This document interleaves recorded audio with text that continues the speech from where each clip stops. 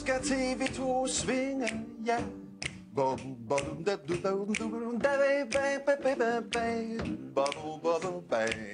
Men vi gør vores bedste for at falde ind. Tusind tak for den lille intro, og godmorgen og velkommen, kan vi vel så sige til dig, Jens Skov Olsen, professionel kontrabassist. Ja. Netop skrevet en Ph.D.-afhandling, der kort fortalt handler om, at vi mennesker kan opleve sådan en følelse af beruselse, at være beruset, når vi hører håndspillet akustisk jazz. Jeg glæder mig så meget, Jens, til at høre med på det her interview. Det er lige før, jeg har lyst til at blive siddende, men der er andre gæster, der også kalder. Men prøv, Mikkel, det er dit job, jeg har glædet mig så meget til at have dig på besøg. Godmorgen og velkommen endnu en gang, Jens. Ja, prøv at fortælle mig en gang. Du siger, at det skal være en bestemt form for jazz i den her Ph.D.-afhandling, der ligesom kan give os mennesker en følelse af at være beruset. Hvad er det for en form for jazz? Ja, altså det er, jeg kalder det akustisk håndspillet live jazz. Og det betyder, at det er noget, der kan opstå overalt. Sådan en lille, jeg har min nanobass med i dag. Nu har vi lige lavet jazz, og det kan opstå på et fortov, i et køkken, i et tog, på et toilet, overalt.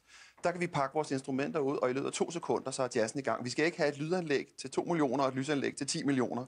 Vi behøver ikke have 10 dages prøvetid. Det sker med det samme overalt. Og det er det, den her kultur kan. Og den kan skabe de her medskabende, dybe oplevelser, som vi også havde lige nu. Jeg kunne mærke, at du blev rød i kinderne og fik glimt i øjet, og du smiler også nu.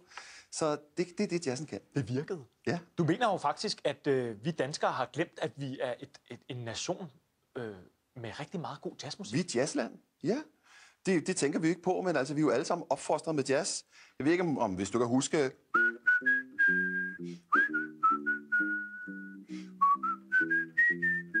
Eller Kaj, Kaj, Kaj, ja det er mig. Kaj, Kaj, Kaj, ja det er mig. Det er jazz, alt sammen. Huset Christianshavn, Olsenbanden, jazz, jazz, jazz, jazz, jazz. Og stadigvæk så er den her jazzkultur levende, men den bliver truet af et samfund, der i stigende grad er interesseret i koncepter og kunstbegreber og iscenesættelse og individualitet. Hvad mener du med det, Jens? Jamen, det mener, at den her jazz, den er faktisk ikke interesseret i at være oppe på den røde løber. Nu sidder vi så her på en slags røde løber, og der er tv-kamera og sådan noget. Den her jazz, den vil bare godt ud til folk og have lov til at spille. Vi vil bare godt have lov til at spille sammen med mennesker og skabe sammen. Vi er ikke interesseret i at komme i tv på den måde. Nu sidder jeg så her og gør reklame for det her projekt, men det er ikke fordi, at jeg gør reklame for mig. Det er for at bringe fokus tilbage på den her jazz, som jeg mener er så vigtig for vores kultur. Og det kræver så til bare et par spillesteder, og at vi kan give de her jazzmusikere en chance for at få lov til at gøre det, de har øvet sig på i 20-30 år. Nemlig at skabe den her varme og ophidset stemning blandt mennesker. Ikke? Du har taget et lille klip med til os, som vi skal kigge på. Det er et klip, hvor man netop kan opleve denne her håndspillede akustiske live jazz. Og så kan man godt se, hvad det er for et forhold, som publikum og som musikerne de får sammen. Prøv at lægge mærke til det her lille klip.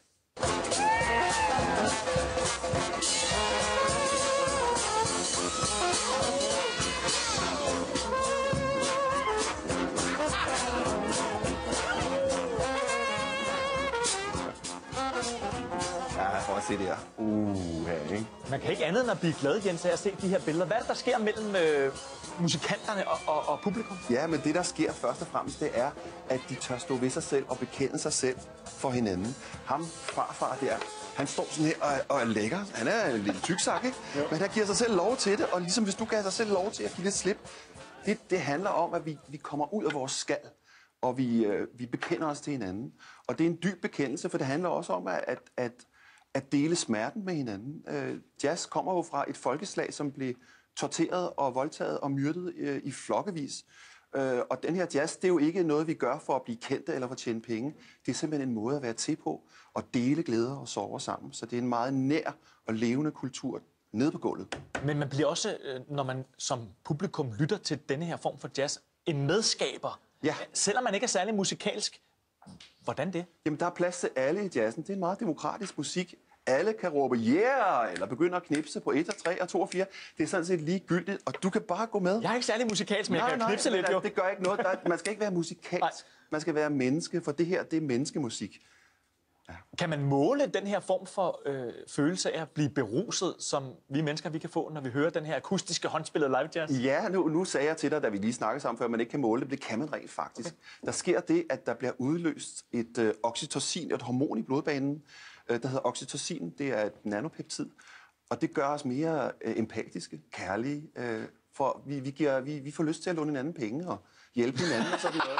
Det er svært, det er smadret smart. Og det er ikke bare jazz, der gør det. Al livemusik, som er nærværende og som inddrager folk, de udløser oxytocin i vores blodbane, så det kan faktisk måles. Har du en opfordring til folk? Er det en opfordring også til folk, det her med at lytte til noget mere jazz, gå ud og mærke musikken, deltage? Altså min opfordring vil være, at vi skal ligesom gøre noget imod det her overfladiske liv. Alle de her overflader. Prøv at se den her overfladeskærm, der er kameraet der. Ja. I sidder derhjemme og kigger på det her stykke fladskærm, 70 tommer eller hvor meget det er. Det er ikke nok. Vi skal ud og komme tæt på hinanden, kunne dufte hinanden, smage hinanden, opleve hinanden og til god musik. Og jazz er rigtig god til det. Skal vi så ikke, hvis jeg nu sætter mig over ved siden af dig? Ja.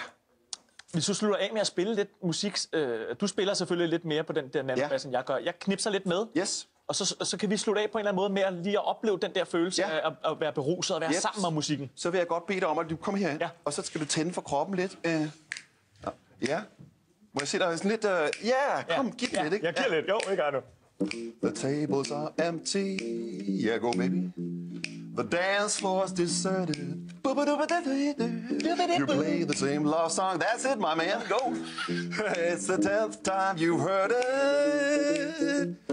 That's the beginning. Ooh. Just one of the clues. Yeah, come. One of the clues. You've had your first lesson in learning the blues.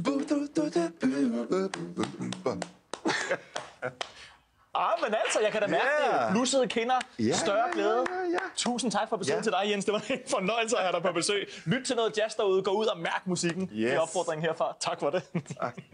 Og hvis man så følger den opfordring, Danny Høsholt, det er været så nogenlunde til det her i Kristi Himmelfartsdagene. Er det til jazz?